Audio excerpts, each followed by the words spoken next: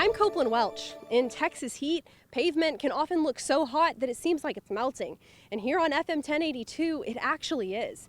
I've only been standing out here for a few seconds, and it's already sticking to my shoes. We like coming over to fish. There's a lot of big hybrids here that we come after on a regular basis. Heath White and Tim Pearson are from Big Spring, but they go to Lake Fort Phantom Hill 3 to 4 times a month just to go fishing, often driving across FM 1082 multiple times during their trip. It's very convenient because there's one of the bait stores over there. There's also a boat ramp over there.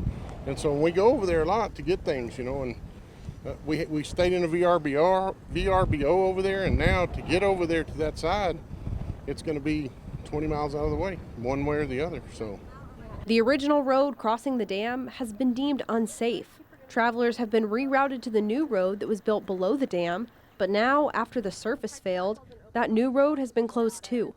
Well, a few months back they closed down the dam because it had a hole in it up at the top, and I guess it got too safe to be passable, or unsafe to be passable, so they built one at the bottom last year, end of last year, and as it started going, a month ago it was okay, but it already had holes in it, and now apparently it's completely impassable and cross at your own risk kind of thing. So drivers who typically travel down FM 1082 are now being rerouted about 8 miles south to Nice Road. I don't know, I guess we'll drive all the extra distance to go back that way to get back into town. When I asked White if this would keep him from fishing Lake Fort Phantom Hill, he wasn't sure.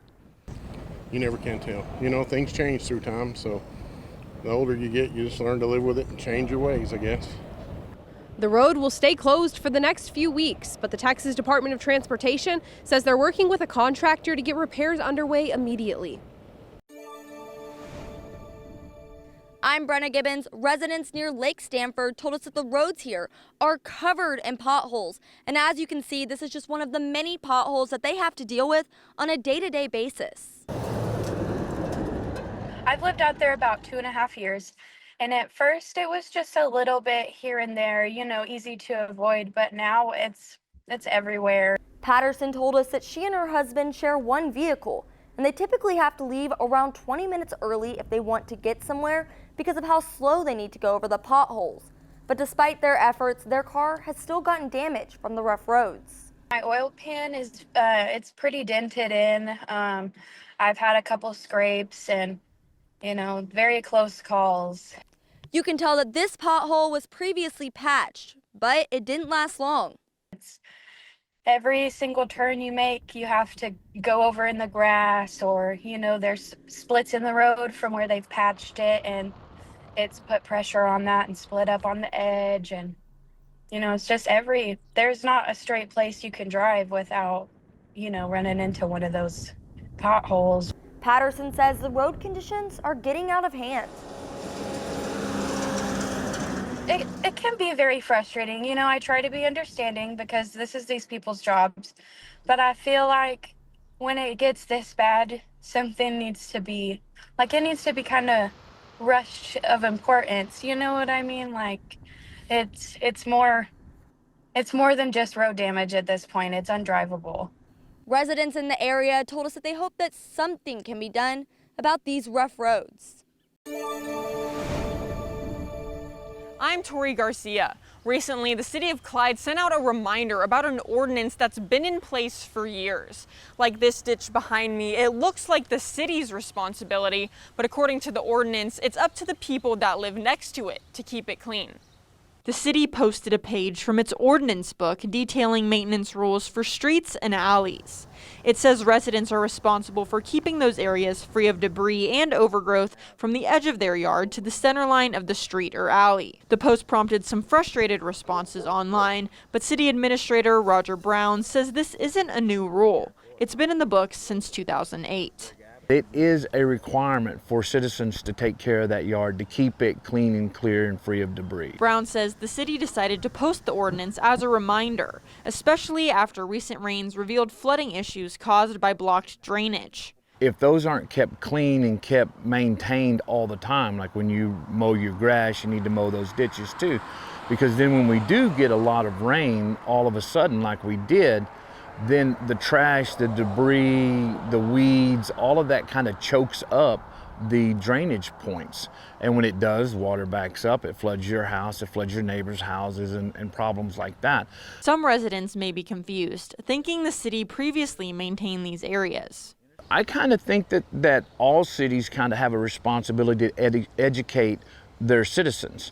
But in all honesty, it's also up to a citizen. It's up to each one of us as individuals to kind of know what's going on and what's required and what's expected. So we kind of have to educate ourselves also. Brown says code enforcement officers don't issue tickets right away. If a property is out of compliance, residents will first get a door hanger, a notice giving them 10 days to fix the issue before any fines are handed out. We live in a society governed by rules and regulations, and we have to follow them. And it's incumbent upon all of our citizens to follow those for the betterment of our entire community. Brown says it's a shared responsibility and encourages neighbors to look out for one another. Each of us as individuals have a responsibility to take care of our neighbors. I believe that that's something that we need to take on personally, neighbors helping neighbors. If you're physically unable to keep up with the ditches or alleyways near your home, the city urges you to reach out to a neighbor, a local organization, or even call the city itself to help out.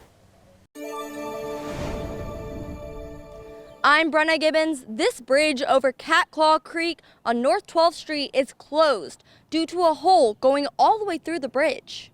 Since January 2019, the city of Abilene has been collecting a street maintenance fee paid by utility customers in the city limits. The city has collected millions of dollars from this, and residents told us they feel upset when streets like this still have issues. As you can see, this hole is pretty big and it's been patched in the past, but the patch didn't hold. A few residents told us that they're upset that the city keeps patching these holes in the road instead of finding long-term solutions. One business owner that we spoke with who works on this side of the bridge says he lives on that side of the bridge and has to go all the way around the neighborhood just to get to work. Many business owners in the area said that they're worried this road closure will hurt their business.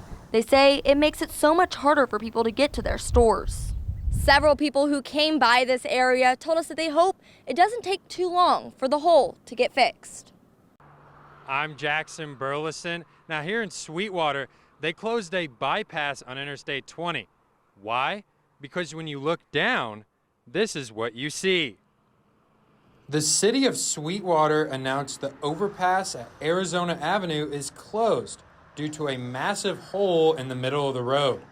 According to the city of Sweetwater, they're encouraging people to use alternate routes and not to remove the barricades as they are in place to keep everyone safe. According to TxDOT, the call about the road was received on Friday evening from the Sweetwater Police Department. The public information officer at TxDOT, Alicia Montanez, stated that people were not paying attention to the oversized limit on the bridge and that the continued wear and tear from the oversized trucks driving over the bridge is what has caused the issue. This is not the first time they have had to make repairs to this bridge. The hope is to have the repairs completed next week, allowing people to drive on it by next Thursday or Friday. You had to have closed this road because the hole is absolutely massive and could be unsafe for people driving. I'm Copeland Welch in an Abilene Southside neighborhood where missing street signs are causing safety concerns. This is just a sign I made on the computer, and I tried to make it large enough to where, they could see the name, and I thought, I'll just take some packing tape and go out there and tape it up there. At least it'll help the bus drivers, emergency services, whoever has to come out here. A laminated paper. That's what Melanie Facundo has resorted to in a desperate need for a solution. She says the lack of signs to control traffic complicates her disabled daughter's ability to ride the city bus. They take her to an adult day hab program so that she can get out and socialize in the community. The problem is when you have a new driver that's not familiar with this area, they can't find our block. When drivers in Butterfield Meadows pull up to an intersection like this, they're left wondering where they are and if they should stop or just go. there's no stop signs or yield signs on a lot of our blocks. So everyone's relying on their knowledge of skills of driving to figure out who goes next and to make sure there's not an accident. The city says the software used to make the street signs was impacted by the cyber attack. And while things are back up and running now, Facundo says the attack can only be the excuse for so long. Especially when there's someone with a disability involved, they should step up to figure out a solution. Like you said, we pay taxes. Part of that is the city infrastructure to make sure that we have street signage. And so, what are they going to do to fix these problems? You can't just say the cyber attack forever. Facundo says she hopes the city takes action for not only her safety, but the entire neighborhood. In a story KTXS first brought you Tuesday, an Abilene neighborhood that has seen street signs go missing now has had them replaced. A mother with a special needs child that lives in the neighborhood reached out to KTXS because Abilene buses couldn't find her house to take the child to much needed therapy. Wednesday, brand new signs appeared in that same neighborhood after the city told us the recent cyber attack delayed making new ones.